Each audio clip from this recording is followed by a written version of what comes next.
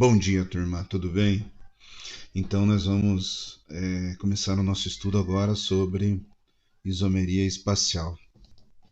Então, isômeros espaciais existem dois tipos: a isomeria geométrica e a isomeria ótica, ok? Pessoal, vejam essa figurinha aqui. Então, tem duas mulheres conversando, daí uma fala para a outra: faço qualquer coisa para perder uns quilinhos, amigo.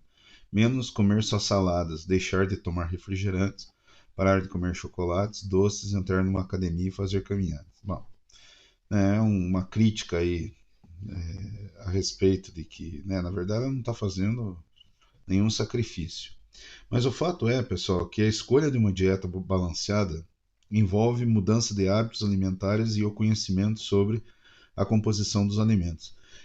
Antes de começar a falar sobre a isomeria geométrica, eu gostaria que vocês assistissem esse vídeo aqui sobre o que é falado sobre gordura trans, né, gordura cis, essa nomenclatura que a gente vai utilizar. Tudo bem? Só esperar carregar aqui.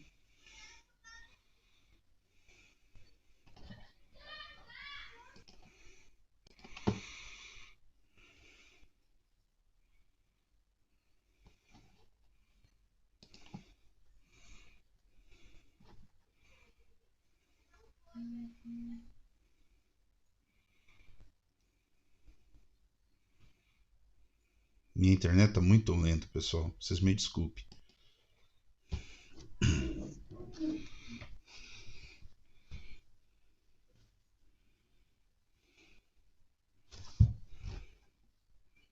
Sorvete, salgadinhos de pacote, bolachas recheadas, margarina, frituras em geral, macarrão instantâneo e tudo aquilo que fica pronto em 1 minutinho no micro-ondas. Todo mundo sabe que nada disso é saudável, certo? Mas por quê? Bom, esses alimentos sofrem vários processos industriais. E entre os muitos aditivos químicos, esses produtos têm um tipo de gordura que você com certeza já ouviu falar, mas não deve saber exatamente o que é. Isso aí, o vídeo de hoje é sobre gordura trans. Mas o que é gordura trans no fim das contas? Elas são gorduras feitas a partir de um processo industrial chamado hidrogenação. Nele, o óleo vegetal é bombardeado por moléculas de hidrogênio, que junto com um ambiente de alta pressão e um catalisador metálico de níquel em pó, muda a estrutura do óleo, transformando ele de líquido para uma gordura sólida. Por isso, a gordura trans dos alimentos industrializados também é chamada de gordura vegetal hidrogenada. Essa gordura vegetal hidrogenada não existe na natureza. Mas por que a indústria alimentícia adiciona esse tipo de gordura nos seus produtos?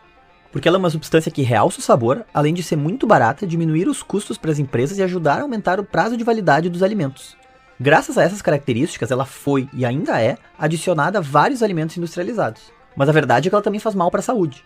E para entender o porquê, precisamos falar sobre o trans da gordura trans. Simplificando muito, existem dois tipos de gorduras insaturadas, a gordura cis e a gordura trans. A gordura cis é a gordura mais abundante na natureza. É aquela que nossos corpos estão acostumados a processar. Ela é assim. A gordura trans quase não existe na natureza. E ela é assim. É simples. A forma da molécula de gordura é a única diferença entre as duas. Mas essa pequena diferença é suficiente para que o nosso corpo não esteja adaptado para lidar com as gorduras trans. E é por isso que nas últimas décadas muitos estudos científicos foram feitos para entender melhor os efeitos das gorduras trans na nossa saúde. Um desses estudos, feito pelos pesquisadores Clark e Mozafarian, das universidades de Harvard e Oxford, concluiu que quanto mais gordura trans uma pessoa consome, maior a chance dessa pessoa ter doenças de coração. Um outro estudo, liderado pelo cientista Frank Hu, feito com mais de 80 mil mulheres e publicado no The New England Journal of Medicine, demonstrou que as mulheres que mais consumiam gorduras trans tinham em torno de 40% mais chance de desenvolver diabetes tipo 2. Além disso, elas aumentam os níveis de LDL, o colesterol ruim, e diminuem os níveis de HDL, o colesterol bom, além de interferir nos níveis de triglicerídeos e favorecer o acúmulo de gordura abdominal. São bons motivos para tomar cuidado, né? Uma grande dica para saber se o que vamos consumir tem gorduras trans é prestar atenção no rótulo quando formos comprar algum alimento industrializado. Segundo a legislação brasileira, é obrigatório que essa informação apareça na tabela de informações nutricionais. Mas cuidado, nessa tabela aparece a quantidade de gordura trans por porção, que na maioria das vezes não é tudo que tem dentro do pacote. E produtos com até 0,5 gramas de gordura trans por porção podem se dizer zero gordura trans. Estranho, né? Mas infelizmente é assim que funciona. Então a maior dica que podemos dar para evitar o consumo de gorduras trans e melhorar sua alimentação de uma forma geral é evitar consumir alimentos industrializados. Trocar a margarina por manteiga, tentar usar azeite de oliva ou óleo de coco ao invés dos óleos mais tradicionais e cozinhar sua comida ao invés de ir no fast food da esquina são bons exemplos do que pode ser feito hoje para diminuir o consumo de gorduras trans.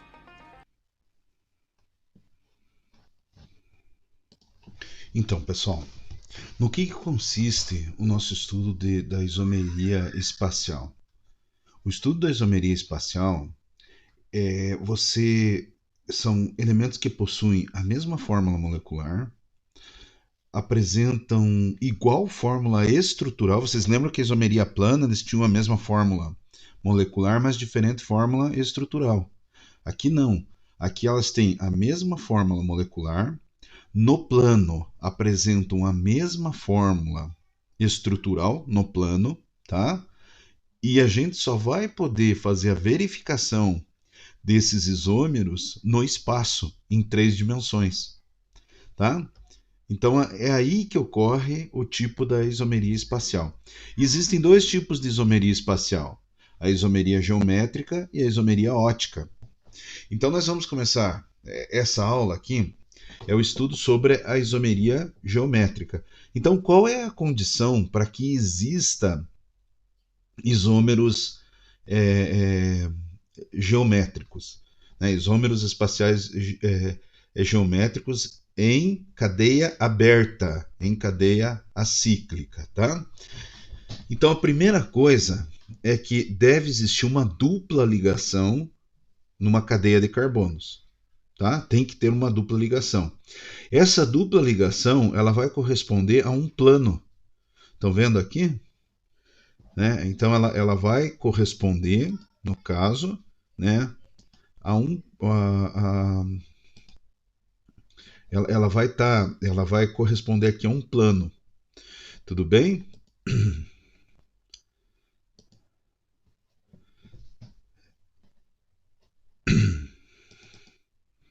Bom, e para que ocorra a isomeria, os outros 2 ligantes do carbono, então o carbono está fazendo uma dupla, está faltando, né, 2 outros ligantes. Esses ligantes têm que ser diferentes. Ok, pessoal? Entendido?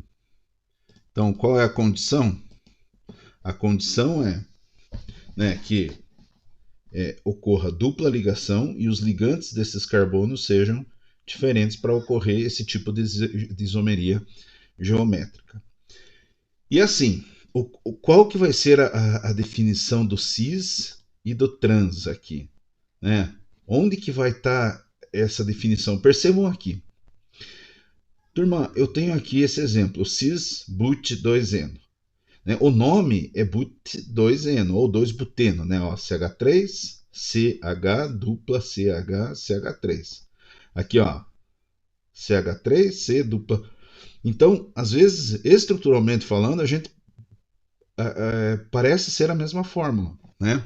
Mas no espaço, quando você delimita esse plano aqui, percebam que as cadeias de maior peso molecular, né, onde se travou o plano com a dupla ligação, elas estão do mesmo lado do plano.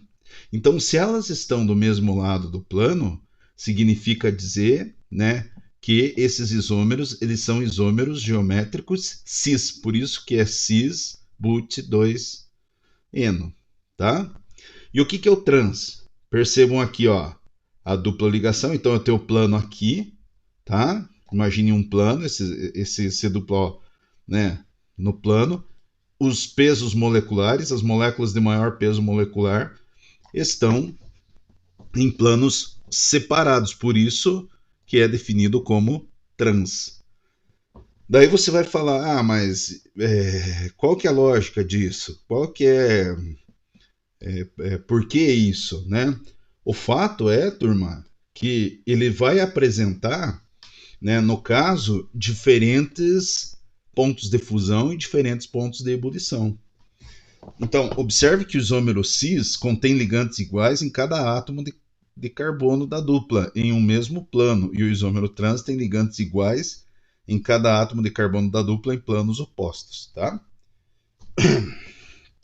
Existe uma outra definição que é chamada quando não há dois átomos de hidrogênio, ou os grupos ligantes são todos diferentes entre si, a IUPAC recomenda o uso dos prefixos E e Z do alemão entgegen, que são opostos, e Z do alemão zusammen, que são juntos. Então vejam aqui o plano, tá, pessoal?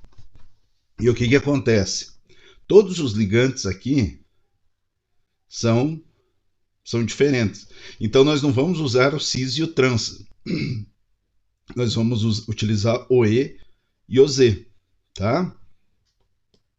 Então vejam, o que acontece?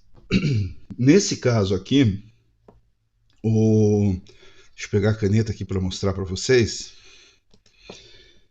Nesse caso aqui, ó,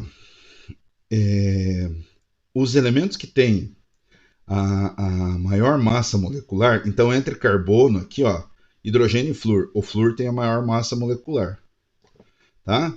Cloro e iodo. O iodo tem a maior massa molecular. Então, os dois elementos com a maior massa molecular, eles estão no mesmo plano. Então, é chamado de Z, né? Do Z quer dizer juntos, de zusammen, né? Então, é 1 cloro, né? 2 flúor, 1 iodo, eteno, é o nome do composto, tá? Veja que foi colocado aqui em ordem alfabética os radicais aqui do aleto. Nesse caso aqui, né, os elementos com maior massa molecular, o flúor desse carbono, que é flúor e hidrogênio, eu tenho que comparar aqui, esses dois. E o iodo, né, eles estão em planos opostos. Então, eles vão ser chamados de entgegen, que é o E, tá? E 1 cloro, 2 flúor, 1 iodo etano. Beleza, pessoal? Então, vamos voltar aqui. Quando eu tenho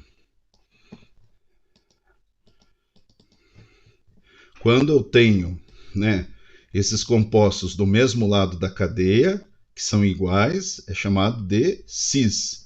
Quando estão em lados opostos, são trans, né? E nesse caso aqui, quando todos os ligantes forem diferentes, eu utilizo o Z e o E, mas eu tenho que verificar a questão do maior massa molecular, se está no mesmo plano ou não, ok? Então percebam aqui, pessoal, o quadro a seguir apresentando aquela molécula lá que a gente estava vendo, o cis-but2-eno. Então, cis-but2-eno, né, e o trans-but2-eno. Mesma massa molecular, mesma fórmula molecular, mesma massa molar, desculpe. Nomenclatura, o que muda? Cis-but2-eno e trans-but2-eno. Ó, ponto de ebulição de um é 3,71 graus Celsius, do outro é 0,88. A densidade é 0,667, 0,66 e a outra é 0,64. Então muda propriedades físico-químicas. Daí você vai falar, ah, professor, mas é uma mudança aí ínfima. Não, pessoal. O problema é que existem moléculas aí que já foram estudadas que uma, às vezes, tem um benefício para a saúde, a outra, às vezes, é um veneno. Por isso que na química tem que ser feito todos os testes com todos os tipos de molécula, principalmente na área de fármacos, defensivos agrícolas. Você tem que estudar isso aí justamente para você verificar se um tipo de molécula pode ser nociva ou não para a saúde do homem. Tá? Às vezes as propriedades esperadas não correspondem aos valores determinados. A presença de ligações de hidrogênio intramoleculares, por exemplo, diminui a interação com outras moléculas e com isso as propriedades físicas do composto. Daí que ele está dando o exemplo do ácido cis-butenodioico, né, o ácido maleico e o ácido fumárico. Ó. Um aqui é ácido cis, né, e outro é ácido trans. Então o ponto de ebulição do cis é 135 graus Celsius. É inferior ao ponto de ebulição do ácido butenodioico, que é 287 graus Celsius. Beleza, pessoal?